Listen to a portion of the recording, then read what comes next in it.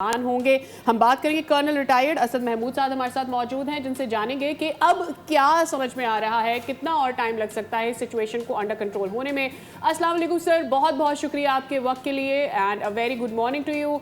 Obviously हम सब चाह रहे थे कि शायद जब चाइना पहुंचेंगे डोनाल्ड ट्रंप साहब और वहाँ पर कुछ ब्रेक थ्रू ज़रूर आएगा, लेकिन ओवर द वीकेंड चीज़ें मज़ीद ऐसे लगा कि जैसे ख़राब होने की तरफ जा रही हैं बजाय इसके कि वो बेहतरी की तरफ जाती। एक्सपेक्टेशंस ये थी कि शायद कुछ ऐसे पॉइंट्स होंगे जिस पर अग्री कर जाएंगी दोनों पार्टीज़, लेकिन ऐसा हुआ नहीं। बिस्मिल्लाहिर्रहमानिर्रहीम, थैंक यू वेरी मच। बिल्कुल ऐसा ही है कि जब पाकिस्तान में मुज़ाकरात का पहला दौर हुआ तो उसके बाद भी ये लगता था कि ये मुज़ाकरात टूट गए या आगे एक लिहाज से ना चल सकें, और आपने देखा कि सिचुएशन को एक और बुरे तरीके से ख़राब होते हुए। बट अगेन आप समझते हैं कि पाकिस्तान की मिलिट्री और सिविलियन लीडरशिप ने बीच में बड़ा इंपॉर्टेंट रोल प्ले किया और ख़राब होते हुए हालात को, जिसको कहते हैं कि थोड़ा सा और आगे लेके जाने की कोशिश की। And so far Pakistan is successful कि चीज़ें इतनी उस तरह ख़राब नहीं हुई हैं जिस तरह के ओवरऑल जो हॉकर्स बैठे हुए थे इजराइल के अंदर और इवन मिडिल ईस्ट के अंदर, वो चाहते थे कि सिचुएशन बहुत ज़्यादा ख़राब हो जाए।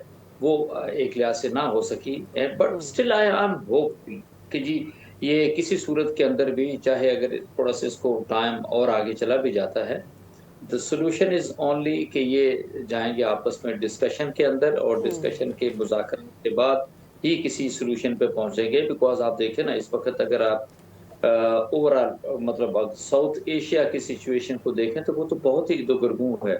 वहाँ पे आप चाहे एनर्जी की बात करते हैं, पेट्रोलियम की बात करते हैं, सिचुएशन तो बिल्कुल भी एक लिहाज से ठीक नहीं है। Why? Because of the state of Hormuz की आप बात करें, और स्टेट ऑफ हॉर्मस के अंदर तो सच अ कंट्रोल मूव के नेचुरली किसी तरह आप कह सकते हैं कि तजारत किसी तरीके से या ओवरऑल शिपमेंट नहीं हो रही।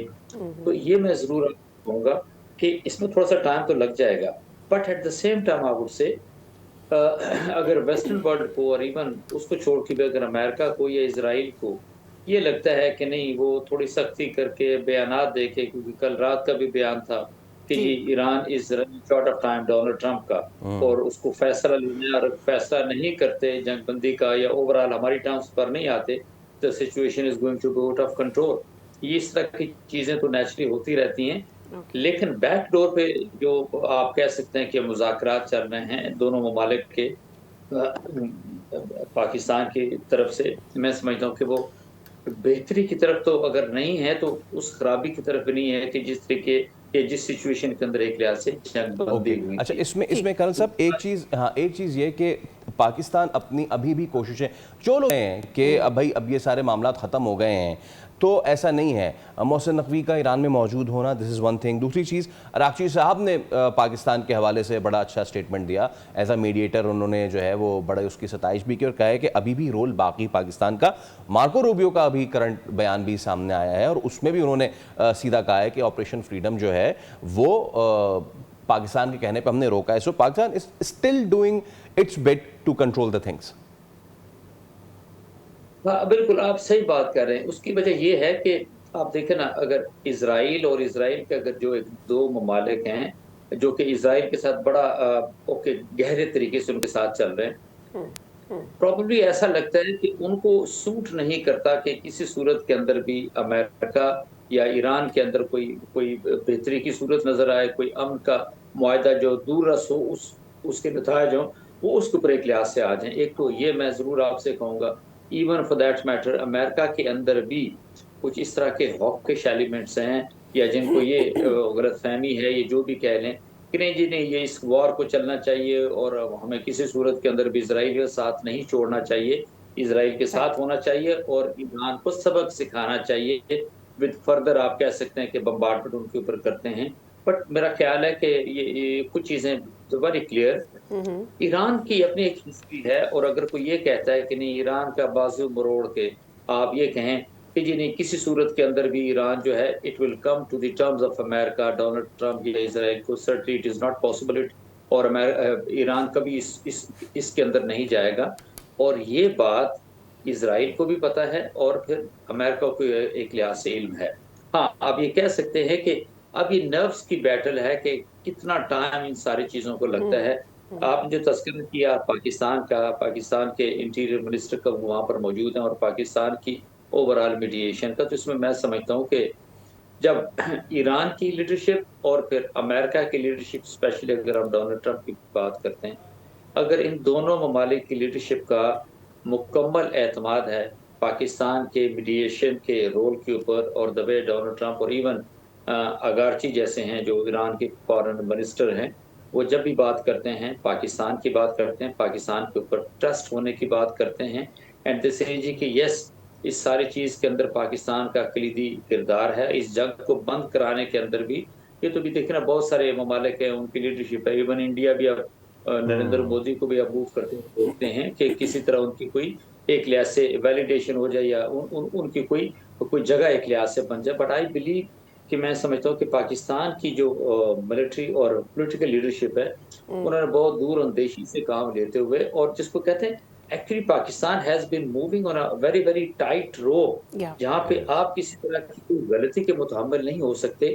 یا آپ دیکھیں نا پچھلے دنوں جس طرح کی مہم چلی تھی کہ جی وہ چکلالہ ایئر بیس کے اوپر جو ہے وہ تو ایرانین جہاز جو تھے وہ گئے تھے to save them from the war, اور اس کا، اور میں سمجھتا ہوں کہ انسٹنٹلی پاکستان کی فارن منسٹری، پاکستان کی لیڈرشپ نے بھی ایک ایک بات جو ہے ساری دنیا کے سامنے کلیئر کی. اور آپ یہ دیکھیں نا مختلف طرح کے بیانات آپ کو امریکہ کی طرف سے، امریکہ کے کچھ حلقے ان کی طرف سے سننے میں آتے ہیں. ڈونلڈ ٹرمپ اب دیکھ رہے ہیں پچھلے دنوں کا اس کا نیتن یاہو کا جو پچھلے دنوں کا انٹرویو تھا کہ جی پاکستان امریکہ اور اسرائیل کے اندر جو ہے وہ تعلقات خراب کرنے کی کوشش کر رہے ہیں. تو سوشل میڈیا جب ہم ایڈریسز کو پیچھے جاتے ہیں تو پتہ چلتا ہے کہ وہ جو سوشل میڈیا پہ جس طرح کی پوسٹ ہوئی ہے یا جو میڈیم یوز ہوا ہے وہ تو پاکستان کی کسی بیسمنٹ کے اندر ہے. No you understand no that kind of fear, ٹھیک ہے. اور وہ ایک محسوس ہوتا ہے اسرائیل کو کہ جی جیسے پاکستان پتہ نہیں، کیونکہ پاکستان تو بیچ میں موجود ہے، پاکستان تو امن کے لیے ہے، پاکستان نے کسی ملک کو تھریٹ تو نہیں کیا. اٹ از بیسیکلی اسرائیل جو کہ ایران کے اوپر with the help of America حملہ آور ہوا ہے. تو یہ فیکٹرز ساتھ ساتھ چلیں گے. بٹ اسٹل آئی بلیو کہ جو پیس کا پروسیس ہے جو کہ پاکستان کی لیڈرشپ نے شروع کیا ہے، انشاءاللہ وہ اپنے منطقی انجام تک پہنچے گا. اور یہ نہیں ہو سکتا کہ یہ اس طرح کی situation long period of time ایک لحاظ سے پرسسٹ کرے. ہمیں یہ نہیں 400 کلو گرام جو یورینیم کا معاملہ بار بار بیچ میں آ جاتا ہے، پھر بیچ میں ایران کا یہ مطالبہ ہے کہ آپ ہمارے ایسٹس سارے کلیئر کریں گے، کھولیں گے، ہمارے ایسٹس جو ہیں فری کریں گے. کیا لگ رہا ہے یہ کتنا فیئر ہے امریکہ کی جانب سے؟ اب نئے جو 5 مطالبات آئے ہیں اس میں امریکہ کی یہ بات کلیئرلی سامنے آ گئی ہے کہ IAEA کے پاس نہیں، ان کا 4 کلو گرام جو انریچڈ یورینیم ہے وہ امریکہ کے پاس جائے.